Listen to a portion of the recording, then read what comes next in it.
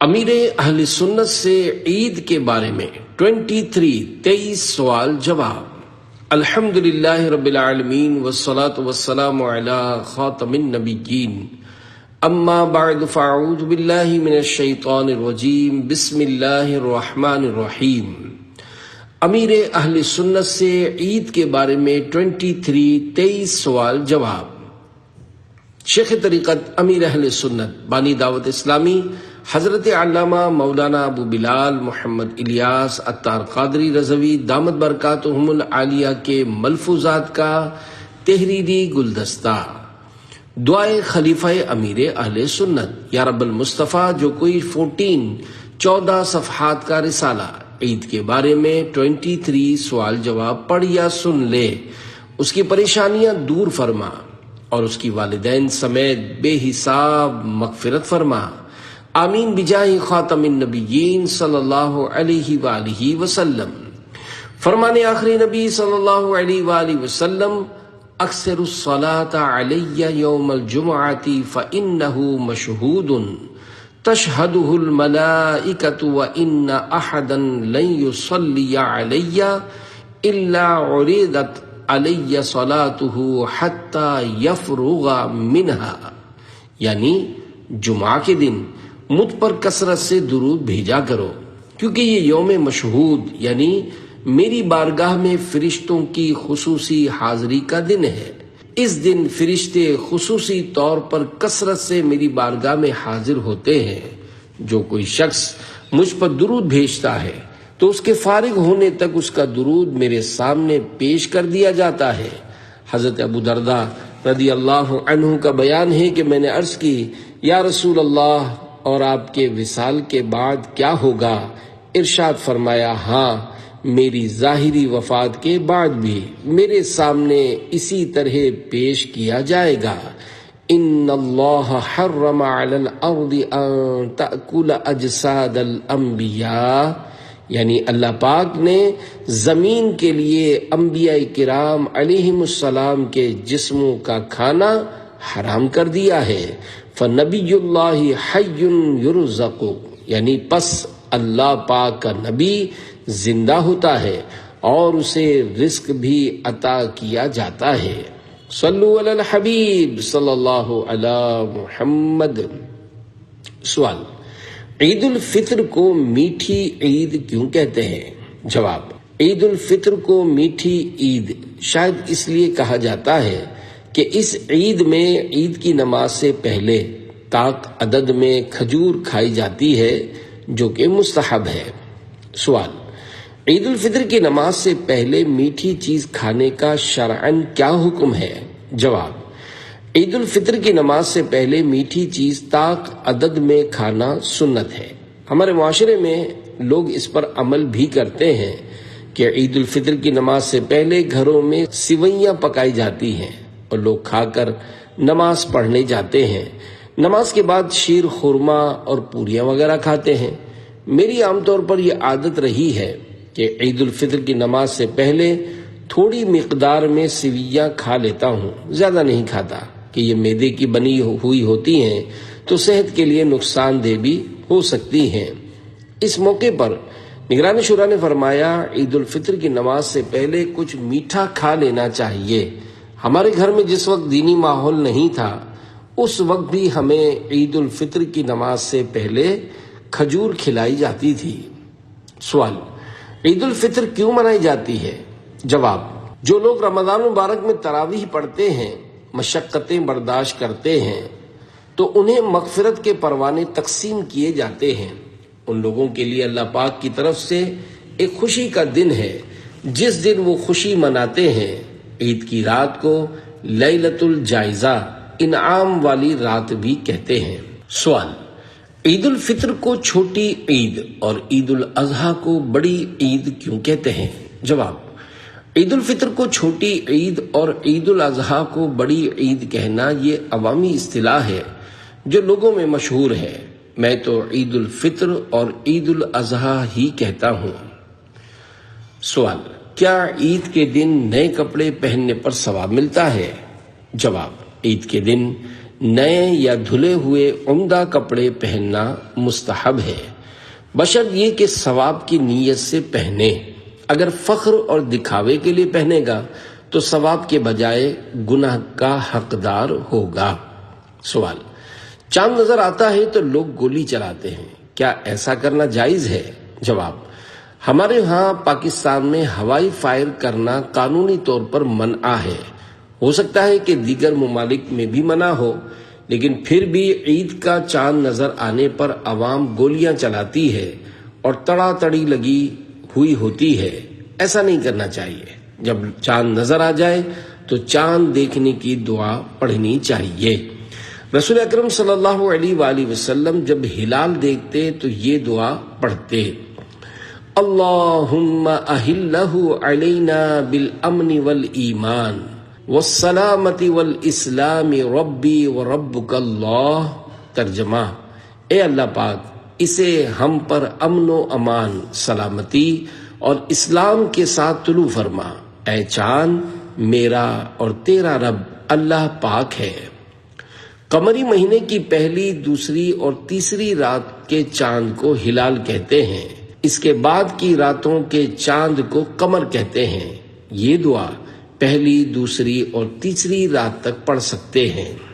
سوال: ان قریب لیلۃ الجائزہ یعنی عید الفطر کی رات آنے والی ہے، اس رات میں کون سی عبادت کرنا افضل ہے؟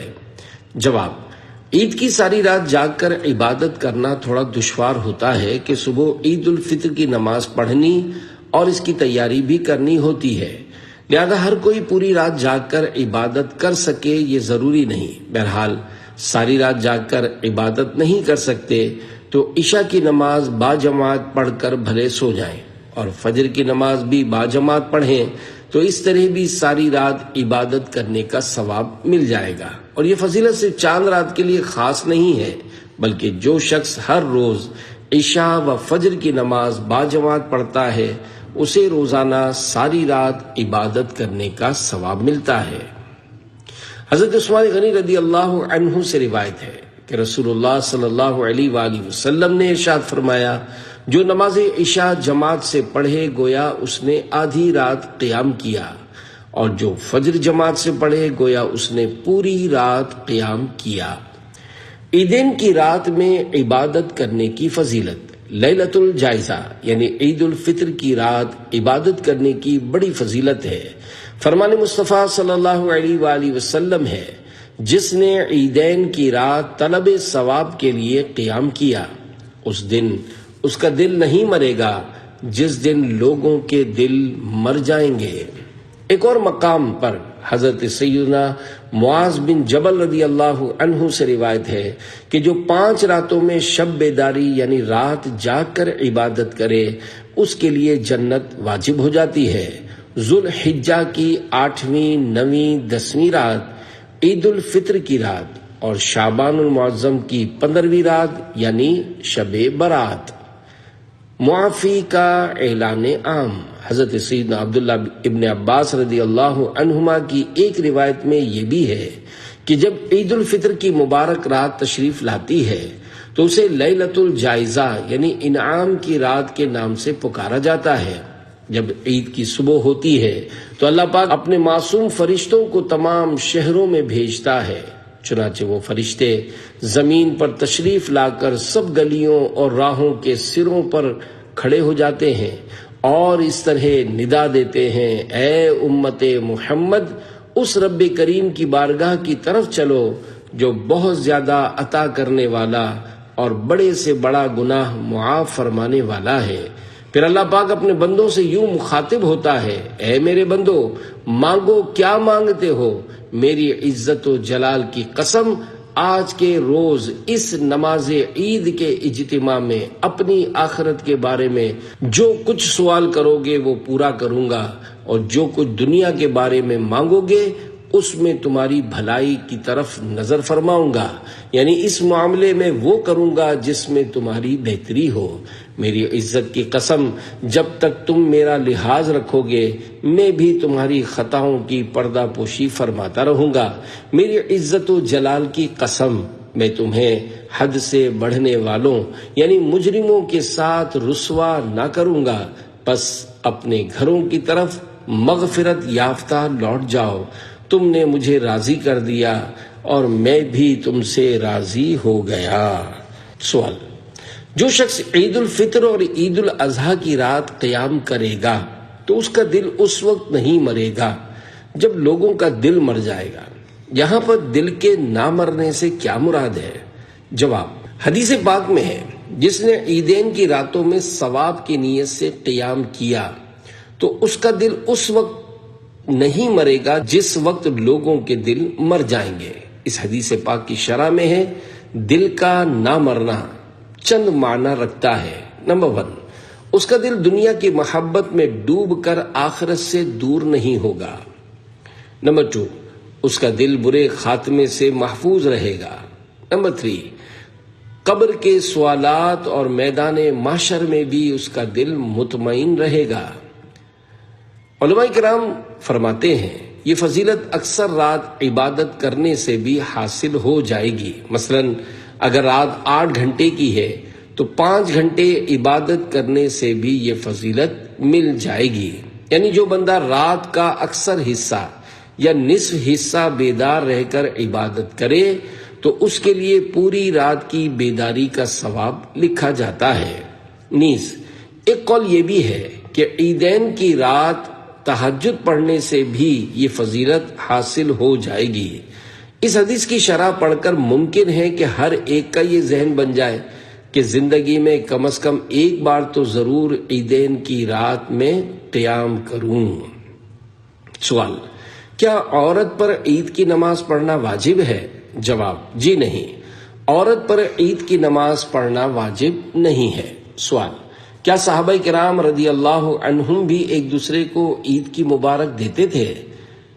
جواب: جی ہاں، صحابہ کرام رضی اللہ عنہم بھی ایک دوسرے کو عید کی مبارک دیا کرتے تھے اور دعا بھی دیتے تھے کہ تقبل اللہ منا و منکا، یعنی اللہ پاک ہمارے اور آپ کے اعمال قبول فرمائے۔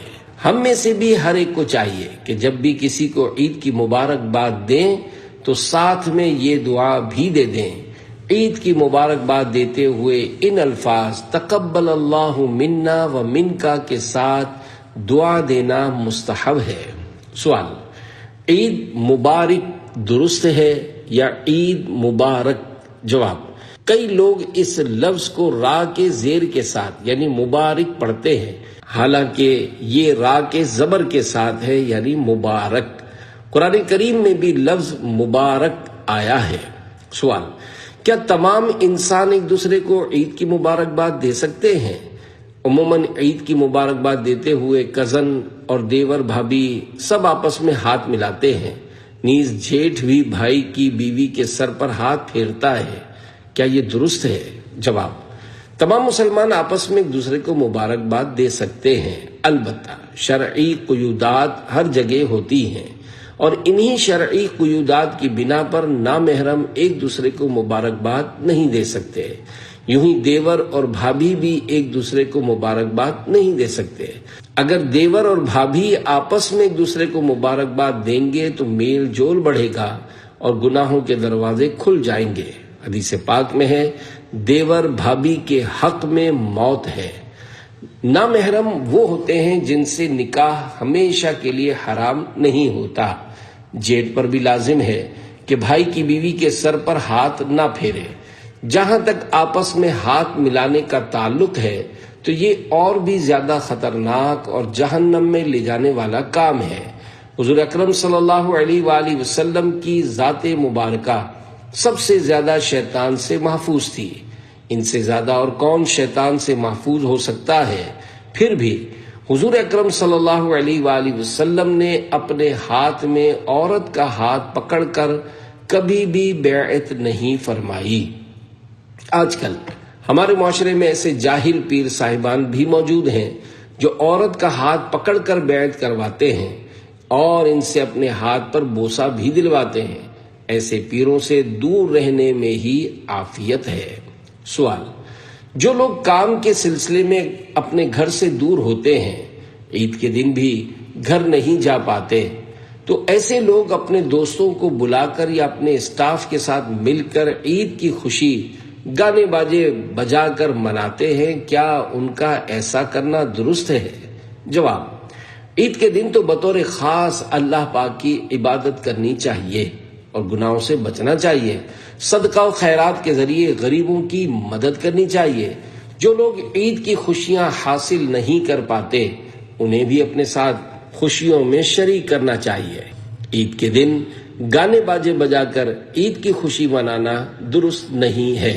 آج کل کے مسلمانوں کو کیا ہو گیا ہے کہ عید کے دن گانے باجے بجا کر گویا اس بات کی خوشی مناتے ہیں کہ آج شیطان لعین آزاد ہو گیا ہے اور اسے گانے باجے بجا کر خوش کیا جا رہا ہے۔ بس اوقات اتنی اونچی آواز سے میوزک بجایا جاتا ہے کہ سڑک سے گزرنے والا شخص بھی اگر میوزک سے بچنا چاہے تب بھی نہیں بچ سکتا۔ بہرحال سڑک سے گزرنے والے شخص کے لیے بھی شرعاً یہ حکم ہے کہ اگر اس کے کان میں کہیں سے میوزک کی آواز آ رہی ہے تو کانوں میں انگلیاں ڈال کر جلدی سے گزر جائے۔ اگر جان بوجھ کر آہستہ آہستہ چلے گا کہ میوزک کی آواز آتی رہے تو پھر یہ بھی گناہگار ہوگا۔ آج کے زمانے میں معاذ اللہ گناہ کرنا بہت آسان ہو گیا ہے۔ مثلا دوستوں میں سے کوئی ایک اعتکاف میں بیٹھا ہوا ہے، جیسے ہی اس کا اعتکاف مکمل ہوتا ہے تو اس کے دوستوں نے اس کے لیے تحفتاً سینما گھر کا ٹکٹ خرید کر رکھا ہوتا ہے کہ سارے دوست مل کر معاذ اللہ فلم دیکھیں گے۔ عید کے دن فلم تھیٹر کے باہر بورڈ لگا ہوتا ہے کہ آج ہاؤس فل ہے۔ اب تو ہر شخص کے ہاتھ میں موبائل موجود ہے، اس میں تو پورا سینما گھر آباد ہے۔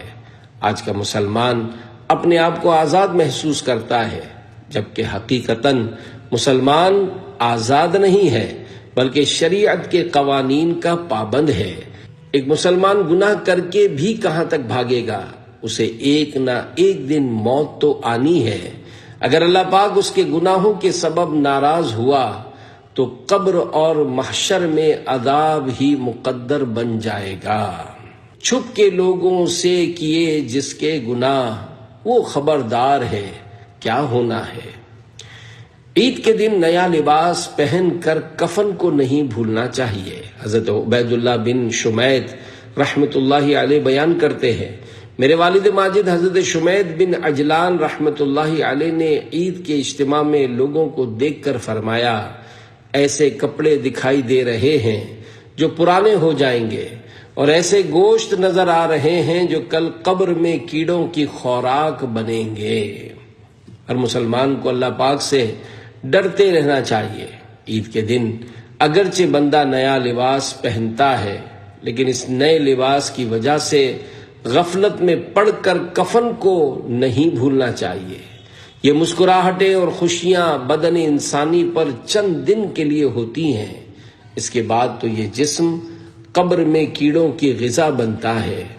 اللہ پاک ہم سب کو قبر کے عذاب سے محفوظ فرمائے، آمین بجاہ خاتم النبیین صلی اللہ علیہ وآلہ وسلم۔ سوال: عید کے دن بچوں کو کیا کرنا چاہیے؟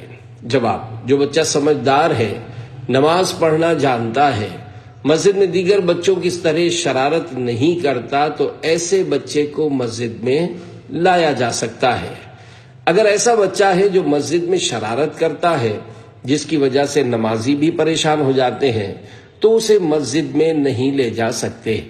والدین اپنے بچے کو زیادہ جانتے ہیں کہ ان کا بچہ شرارت کرتا ہے یا نہیں۔ اب تو ویسے بھی عید کا سماں بنا ہوتا ہے اور لوگ نماز عید کے لیے اپنے بچوں کو ساتھ لے کر جاتے ہیں۔ بچوں کا ذہن عموماً عید کے دن عبادت کرنے کا نہیں ہوتا، انہیں ہر طرف سے کچھ نہ کچھ عیدی مل رہی ہوتی ہے اور اس کے علاوہ نئے اور عمدہ لباس پہن کر کھیل کود میں مگن ہوتے ہیں۔ جو بچے سمجھدار ہیں انہیں چاہیے کہ عید کے دن سبحان اللہ و بحمدہ 300 مرتبہ پڑھ کر یہ کہیں کہ اس کا ثواب حضرت آدم علیہ السلام اور دنیا کے تمام مسلمانوں کو پہنچے۔ اسی طرح نام لے کر بزرگان دین رحمت اللہ علیہم کو بھی ایصال ثواب کر سکتے ہیں۔ مثلا اس کا ثواب غوث پاک اور اعلی حضرت امام احمد رضا خان رحمۃ اللہ علیہما کو پہنچے۔ مزید اپنے دادا دادی، نانا نانی اور دیگر رشتہ داروں کے نام بھی لیے جا سکتے ہیں۔ اسے ایصال ثواب کرنا کہتے ہیں۔ ایصال ثواب میں جن جن حضرات کا نام لیا جاتا ہے وہ اپنی قبر میں خوش ہوتے ہیں۔ اسے یوں سمجھ لیجئے کہ کسی شخص نے بڑے پیمانے پر لوگوں کی دعوت کی ہے، اس دعوت میں کئی گھرانے موجود ہوتے ہیں۔ اسی دعوت میں میزبان خود کسی گھرانے کی طرف توجہ کر کے نام لے کر کہے کہ جناب آپ اور لیجئے نا۔ اب جس شخص کا نام لے کر میزبان نے کہا ہے تو وہ ضرور خوش ہوگا کہ یار اتنے سارے لوگوں میں میرا نام لے کر مجھے خاص عزت بخشی ہے، لہذا ایصال ثواب کرتے ہوئے اپنے بزرگان دین رحمت اللہ علیہم کا بھی نام لے لینا چاہیے کہ وہ اپنے مزارات میں خوش ہوتے ہیں۔ سوال: اگر کوئی مجبوری کی وجہ سے عید کی نماز با جماعت نہیں پڑھ سکا تو وہ تنہا نماز کیسے پڑھے گا؟ جواب: عید کی نماز اکیلے نہیں ہو سکتی، جماعت اس کے لیے ضروری ہے، اور پھر اس کی جماعت کی بھی شرائط ہیں۔ مثلا جو امام 5 وقت کی نماز کی امامت کی شرائط پر پورا اترتا ہو تب بھی وہ عید اور جمعہ نہیں پڑھا سکتا، اس لیے کہ عید اور جمعہ کی امامت کے لیے مزید کچھ شرائط ہیں۔ بہرحال اگر کسی کی کوتاہی کی وجہ سے عید کی نماز رہ گئی اور پورے شہر میں کہیں بھی نہ ملی تو گناہگار ہوگا، لہذا توبہ کرے۔ سوال: عیدی دینے کا کیا انداز ہونا چاہیے؟ جواب: عیدی دینے کا کوئی مخصوص طریقہ نہیں ہے، البتہ مسلمان کا دل خوش کرنے کی نیت سے عیدی دی جا سکتی ہے۔ نیز جس کو عیدی دی جا رہی ہے وہ اگر رشتہ دار ہو تو صلہ رحمی یعنی رشتہ داروں کے ساتھ اچھا سلوک کی نیت بھی کر لی جائے۔ یوں ہی جن بچوں کو عیدی دینے سے ان کے والدین خوش ہوتے ہوں تو عیدی دیتے ہوئے ان کے والدین کو خوش کرنے کی نیت بھی کی جا سکتی ہے۔ یاد رکھیے یہ ضروری نہیں کہ ہر بچے کو عیدی دینے سے اس کے والدین خوش ہوں، لہذا موقع کا لحاظ رکھا جائے۔ سوال: عیدی لفافے میں دینا بہتر ہے یا بغیر لفافے کے؟ جواب: بچوں کو بغیر لفافے کے عیدی دینا بہتر ہے، کیونکہ نئے اور کڑک نوٹ دیکھ کر بچے زیادہ خوش ہوتے ہیں۔ ہاں، علماء اور مشائخ کو احتراماً لفافے میں پیسے دیے جائیں تاکہ دوسروں پر ظاہر نہ ہو۔ سوال: عید کے دن چھوٹے بچوں کو جو عیدی ملتی ہے بچے اس عیدی کو کیسے استعمال میں لا سکتے ہیں؟ جواب: عید کے دن بچوں کو جو عیدی ملتی ہے بچے ہی اس کے مالک ہوتے ہیں۔ کبھی بچہ خود سمجھدار ہوتا ہے تو اپنے پاس کچھ نہ کچھ پیسے محفوظ کر لیتا ہے۔ بچے اپنی عیدی اپنے والد صاحب کے پاس بھی جمع کروا سکتے ہیں۔ سرپرست کو بھی چاہیے کہ بچوں کی عیدی کو اپنے پاس محفوظ رکھے یا انہی پیسوں سے بچوں کو کوئی چیز دلا دے۔ سوال: اگر کسی کے والدین عید سے 3 یا 6 مہینے پہلے فوت ہو جائے تو کیا ان کے گھر والوں کا پہلی عید منانا جائز ہے؟ جواب: سوگ 3 دن تک جائز ہے۔ ہاں، اگر کسی عورت کا شوہر انتقال کر گیا ہے تو اس کے سوگ کی مدت 4 مہینے 10 دن ہوتی ہے۔ کسی عورت کا نوجوان بیٹا وفات پا گیا ہے تو اس کی جدائی کا غم ماں کو پوری زندگی بے قرار رکھتا ہے، تو ایسی عورت بیچاری اپنے اختیار میں نہیں رہتی۔ بہرحال 3 یا 6 مہینے کے بعد عید منائی جا سکتی ہے۔ عید کے نئے کپڑے بھی پہنے جا سکتے ہیں اور ایک دوسرے کو عید مبارک بھی کہا جا سکتا ہے۔ میت کے گھر والے بعض لوگ اتنی بے وقوفی کر جاتے ہیں کہ عید الاضحیٰ پر قربانی بھی نہیں کرتے، یہاں تک نوبت آ جاتی ہے کہ اپنے گھر میں خوشی کا ماحول بھی نہیں بناتے۔ بعض لوگ ایسے بھی ہوتے ہیں کہ لوگوں کے طعنوں سے بچنے کے لیے قربانی کے جانور میں ایک حصہ ملا لیتے ہیں۔ یاد رکھیے عید کے دن خوشی کا اظہار کرنا سنت ہے اور سرکار صلی اللہ علیہ وآلہ وسلم کا عید کے دن خوشی منانا ثابت ہے۔ اللہ پاک قرآن کریم میں ارشاد فرماتا ہے: قل بفضل اللہ وبرحمتہ فبذلک فلیفرحوا، پارہ 11 سورہ یونس آیت 58، ترجمہ کنز ایمان۔ تم فرماؤ اللہ ہی کے فضل اور اسی کی رحمت، اور اسی پر چاہیے کہ خوشی کرے۔ اللہ پاک کے فضل و رحمت کا دن عید کا دن ہے، اس دن خوشی کا اظہار کرنا چاہیے۔ سوال: رمضان مبارک کے بعد شوال المکرم میں جو روزے رکھے جاتے ہیں ان کا ثواب 1 سال کے روزوں کے برابر ہے یا زندگی بھر کے روزوں کے برابر؟ نیز یہ روزے شوال میں ہی رکھنا ضروری ہیں یا بعد میں بھی رکھے جا سکتے ہیں؟ جواب: شوال المکرم کے روزوں کی فضیلت سے متعلق 3 فرامین مصطفیٰ پیش خدمت ہیں۔ نمبر 1، جس نے رمضان کے روزے رکھے اور پھر شوال کے 6 روزے رکھے تو وہ گناہوں سے ایسے نکل گیا گویا آج ہی ماں کے پیٹ سے پیدا ہوا ہے۔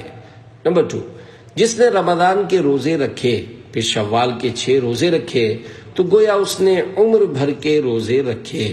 نمبر 3، جس نے عید الفطر کے بعد شوال میں 6 روزے رکھے گویا اس نے سال بھر کے روزے رکھے کہ جو ایک نیکی لائے اسے 10 ملیں گی۔ تو ماہ رمضان کے روزے 10 ماہ کے برابر ہیں اور یہ 6 روزے 2 ماہ کے برابر، یوں پورے سال کے روزے ہو گئے۔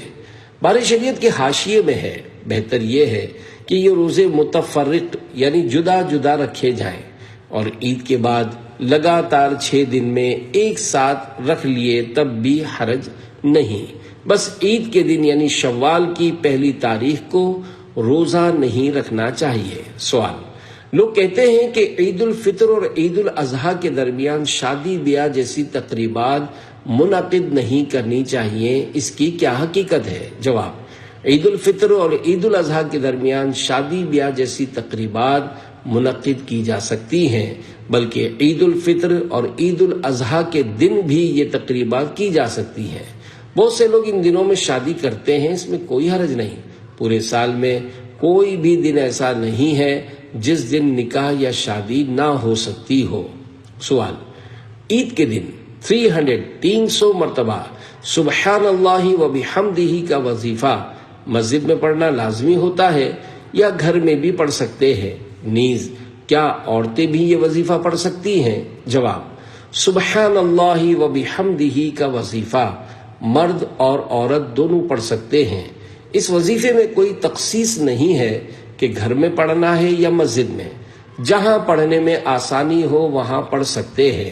اس وظیفے کی فضیلت یہ ہے کہ جو کوئی عید کے دن سبحان اللہ و بحمدہ 300 مرتبہ پڑھ کر تمام مسلمانوں کو ایصال ثواب کرے گا تو ان میں سے ہر ایک کی قبر میں 1000 انوار داخل ہوں گے، اور جب اس وظیفے کو پڑھنے والا انتقال کرے گا تو اس کی قبر میں بھی 1000 انوار داخل ہوں گے۔ عید کے دن صبح صادق سے لے کر غروب آفتاب تک مکمل دن عید کا دن ہے، اس میں کسی بھی وقت یہ وظیفہ پڑھ سکتے ہیں۔ عید کے دن روزہ رکھنا جائز نہیں ہے۔ سوال: کیا عید کے دن بھی مریضوں کی عیادت کرنی چاہیے؟ جواب: جی ہاں، عید کے دن بھی مریضوں کی عیادت کرنی چاہیے۔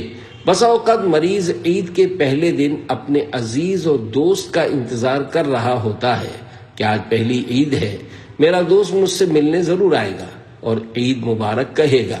اگر دوست عید کے پہلے دن کے بجائے دوسرے دن آئے تو مریض کو اتنی خوشی نہیں ہوگی جتنی خوشی پہلے دن آنے پر ہوتی۔ پھر دوست بھی دوسرے دن آ کر طرح طرح کے عذر بیان کرتا ہے کہ مہمان آ گئے تھے یا فلاں چچا کے گھر عید ملنے چلا گیا تھا۔ ہو سکے تو مریض کی مالی مدد بھی کیجیے کہ بعض اوقات مریض بہت بری حالت میں ہوتا ہے اور ڈاکٹر صاحب نے کہا ہوتا ہے کہ فلاں ٹیبلٹ لینا بہت ضروری ہے، جبکہ اس کے پاس ٹیبلٹ خریدنے کے لیے پیسے نہیں ہوتے، اور تیمارداری کرنے والے حضرات پھول لے کر آ رہے ہوتے ہیں۔ حالانکہ بہتر یہ ہے کہ مریض کو رقم دے دی جائے جس سے وہ اپنی ضروریات مثلا ٹیبلٹ اور دیگر دوائیں وغیرہ خرید سکے۔